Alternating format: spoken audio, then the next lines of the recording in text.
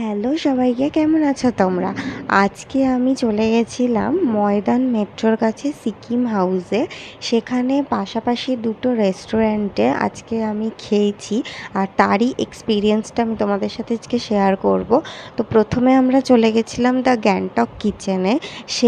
সেটা সিকিম হাউস থেকে একদম সোজা ঢুকেই রেস্টুরেন্টটা সিঁড়ি দিয়ে ওপরে আসলে এরকম একটা ভিউ পাবে ভেতরের। ডেকোরেশনটা খুবই সুন্দর লেগেছে আমার।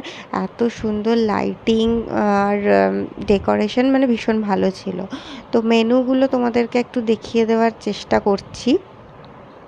এখানে আমরা যেটা মেনলি খেয়েছিলাম, আমি শুনেছিলাম যে এখানে মোমোটা খুব ডেকোরেটভাবে দেওয়া হয়। তো আমি গিয়ে একটা স্যুপ, মানে ভেজ স্যুপ আর একটা মোমোই অর্ডার করেছিলাম।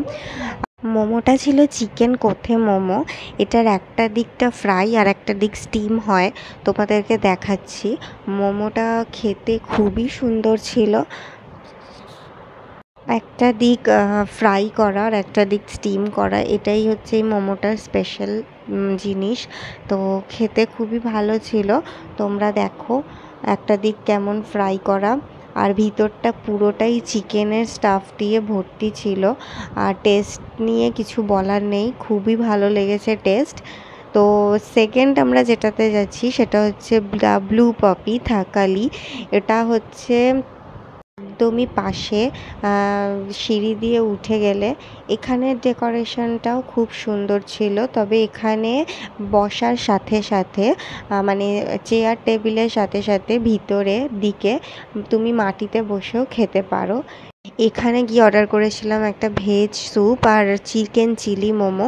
দুর্দান্ত খেতে ছিল, মানে আমি বলবো আমার আগেরটার থেকে এখানের মোমোটা বেশি ভালো লেগেছিল। তবে দুটো জায়গাতেরই টেস্ট দুরকমভাবে সুন্দর।